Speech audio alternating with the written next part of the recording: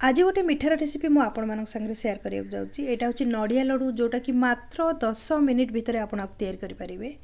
जदि सामग्री को प्रथमरु आपण ठीक ठाक करि रखुचंती ना ताहले तो 10 मिनिट कोन ताठू कम समय एटा लागि थाए। आ देखि पारुथबे केते परफेक्टली एटा तैयारी हेची, भितरु एकदम सॉफ्ट।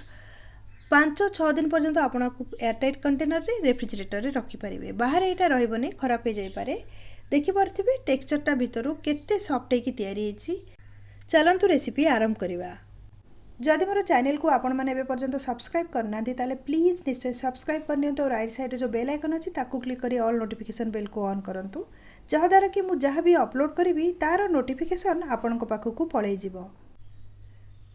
एटी मु गोटे पैन नै जाइछि आ पैन को गरम करि नैछि। पैन रे गोटे चामच मु नै जाइछि एटी घी को प्रथमे गरम होबाक दबा। टिके पैन टा को हलै दबा जहा द्वारा कि चारि पट को घीटा समान हेकी फैली जीवो आ बहुत बढ़िया रे सेटा गोटे कोटिंग पळे आसीबो हमर पैन उपरे।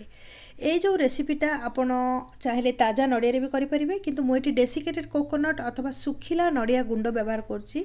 प्रति जो हमर दुकान राशन शॉप रे आपन को मिलि जीवो। एटा जो मु व्यवहार करला गोटे बड़ ताटिया समान मात्रा रे जो हमर कप आसे केक मेजरिंग करू आमे ना मैदा को, ता देरो गोटे कप मु नै जाइछि एटी डेसिकेटेड कोकोनट। ताकू भल कि प्रथम आम भाजी नवा घीरे टिके समय पर्यंत भाजवा, जहाद्वारा कि आर गोटे बहुत बास्ना पलै आसो, जो कंचा फ्लेवरटा पलैब। सेमती तो कहीं डायरेक्ट नड़िया भी पकईकि बाकी सामग्री को तैयारी करती, किंतु ए जोटा आम करुचे ना 7 मुझे प्रथम कही 6-7 दिन पर्यंत आप फ्रिज रखिपारे। सेमती या तैयारी करवा टिके भाजी नवा भल कि कलर चेंज है पर्यंत। बर्तमान देखिपे आप नड़ियाटार कलर चेंज हो आसला, पूरा धला ना ऑफ व्हाइट एटा दिशुची। ओल्टे पोल्टे कि आपको टिके भाजी नवा। गोटे सामग्री तो आम नहीं गले नड़िया गुंड, ता संगे मेन जो सामग्री एटा होची कंडेंस मिल्क। आपन को भी कंपनी रो व्यवहार करि परिबे। 200 ग्राम रो एटा होची डबाटा जो मु व्यवहार करूची। गोटे फुल कप मु नेची डेसिकेटेड कोकोनट पाउडर, ता संगे गोटे छोट कैन माने 200 ग्राम रो कंडेंस मिल्क नहीं जिबा। फ्लेम को स्लो करवा समय रे आपको गोले पोले की भल कि मिसई नवा। एक्चुअली जदि आप फ्लेम बंद करके भी करेंगे ये परफेक्टली तैयारी हो। मेजरमेंटा एकदम परफेक्ट जदि आप करुँच ना लड्डूटा बहुत बढ़िया बांधि हम आ परफेक्ट टेस्ट भी आसो। चीनी ए पकेबा दरकार नहीं, कहीं ऑलरेडी कंडेंस मिल्क रे बहुत चीनी थाए, से कि आम चीनी पकेबानी। आपड़ जदि क्षीर मिसेकी नड़िया करुँच ना ताहले से चीनी पकई पारती स्वाद हिसाब से, किंतु एथिरे मात्र मेन 2टा इनग्रेडिएंट्स ता संगे साइड रे टिके घी पकेले जमती कि डेकोरेशन करेंगे, जहाद्वारा भी हो या गुजराती गुंड टिके मुझे पकई नौ जमीक अधा चामच रु टिके कम। ए सब साइड जिनस को छाड़े मेन जो इनग्रेडिएंट्स मात्र 2टा, गोटे हूँ नड़िया गुंड और ता संगे गोटे हूँ कंडेन्स्ड मिल्क। 2टा को जिनस को व्यवहार करेंगे। आप चाहिए घरे भी कंडेन्स्ड मिल्क तैयारी करेंगे। प्रथम मु वीडियो अपलोड कर रखी, ताकू मु ऊपर जो आई बटन ना डिस्क्रिप्शन बॉक्स रे देदेवी, आप चेक करने घरे केमिति आमे मात्र 1 लीटर क्षीर रे भी बहुत गुड़ाए कंडेन्स्ड मिल्क तैयारी करि परिबा। आकु टिके ठंडा हवाक दबा। नड़िया और कंडेन्स मिल्क रो मिक्सटा वर्तमान उषुम अच्छी। यही समय रे एथिरे लड्डू आमे गढ़िबा।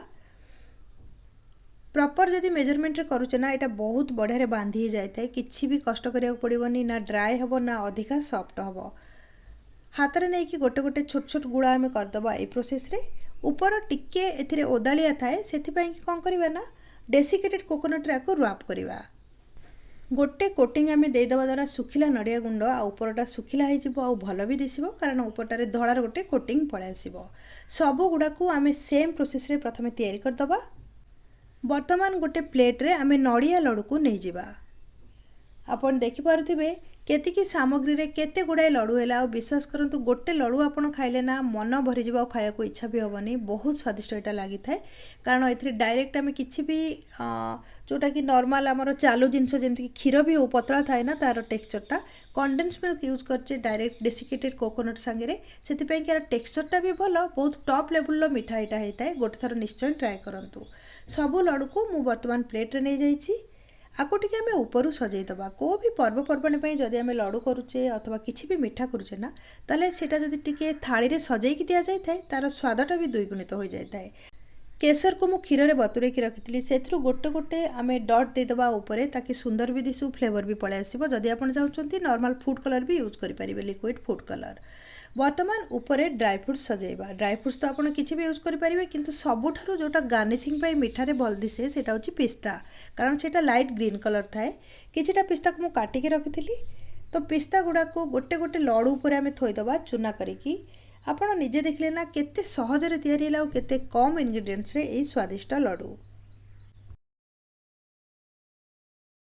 गोटे लडू को भांगिकी आमे चेक करिबा। एक्चुअली जेतेबेले आमे आकु फ्रेश करिथाउ ना, ताकू भांगिला बेल को बहुत नरम होइताए। जदि आपण फ्रिज रे रखुचंती गोटे दिन पर खाउचंती, यार टेक्सचरटा आउरी भी बहुत बढ़िया आस्ताए। देखि पारथिबे आपण भितर केते बढ़िया नरम हेकी तयारी हेची। ये रेसिपी आपण भितर गोटे थर ट्राए करंतु प्रॉपर मेजरमेंट सांगे देखिए, बहुत बढ़िया लगे। स्वाद समस्त को भल लगे, क्वांटिटी भी अधिका हम। रेसिपी विषय में आपण मन में जहाँ भी क्वेश्चन अच्छी कमेंट सेक्शन में शेयर करूँ। यही प्रकार बहुत इंस्टांट रेसिपी मो चैनल को सब्सक्राइब करनी और राइट साइड जो बेल आइकन अच्छी ताकू क्लिक करी ऑल नोटिफिकेशन बेल को ऑन करूँ, जहाँद्वारा कि मुझे जो भी वीडियो अपलोड करी तो आपण मान पाखे नोटिफिकेशन रूप में पहुँची।